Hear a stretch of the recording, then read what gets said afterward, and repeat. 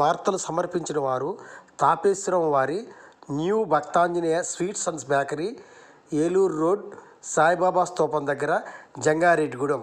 Proprietor Gubbal Rambabu. CK29 news. Maddi Anjaneya Swamy వారిని దర్శనం చేసుకున్న భక్తులు. జంగారెడ్డిగూడెం మండలంలోని గురవాయిగూడెం గ్రామము నందు తెల్ల మద్ది చెట్టు క్రింద స్వయంభూలై వెలిసిన శ్రీ మద్ది ఆంజనేయ స్వామివారి ఆలయంలో మంగళవారం తెల్లవారుజామున ఆలయ అర్చకులు స్వామివారికి ప్రభాత సేవ, నిత్యార్చన పూజలు నిర్వహించారు. అనంతరం స్వామివారు ప్రత్యేక అలంకరణలో భక్తులకు దర్శనం ఇచ్చారు.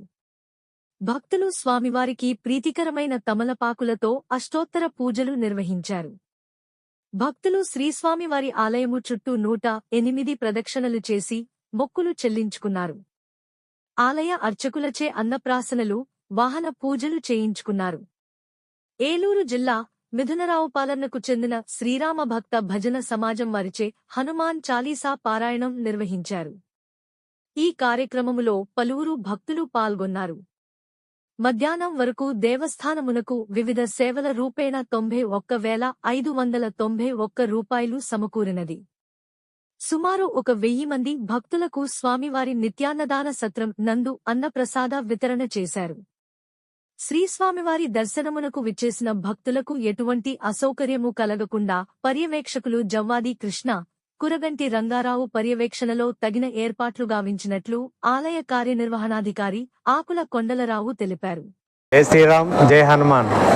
ఏలూరు జిల్లా జంగారెడ్డిగూడెం మండలం గురవాయిగూడెం గ్రామంలో స్వయంభూమూర్తిగా కొలువైన శ్రీ మద్దాంజనేయ స్వామివారి దేవాలయానికి ఈ రోజున వేలాది మంది భక్తులు శ్రీ స్వామివారి దర్శనానికి విచ్చేస్తున్నారు.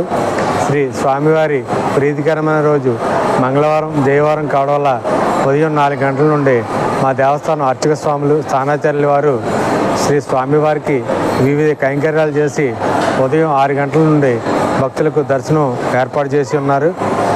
భక్తుల సౌకర్యార్థం 2 క్యూ మార్గాలు ఏర్పాటు చేయడం జరిగింది. 1 ఉచిత దర్శనం, 2 గర్భాలయ దర్శనం. భక్తులు ఏది సౌకర్యవంతంగా ఉంటే ఆ క్యూ మార్గం ద్వారా వెళ్ళి శ్రీ స్వామివారిని దర్శించి అనంతరం మండపంలో ప్రసాదం ఉదయం 11:30 దగ్గర నుండి అన్నప్రసాద భవనం నందు అన్నప్రసాదం కూడా స్వీకరించి వెళుతున్నారు.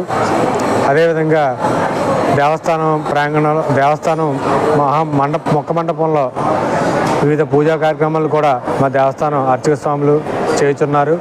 యథావిధిగా శుక్లయజుర్వేద పండితులు, అధర్వణ వేద పండితులు వేదపట్నం చేయడం జరుగుతున్నది.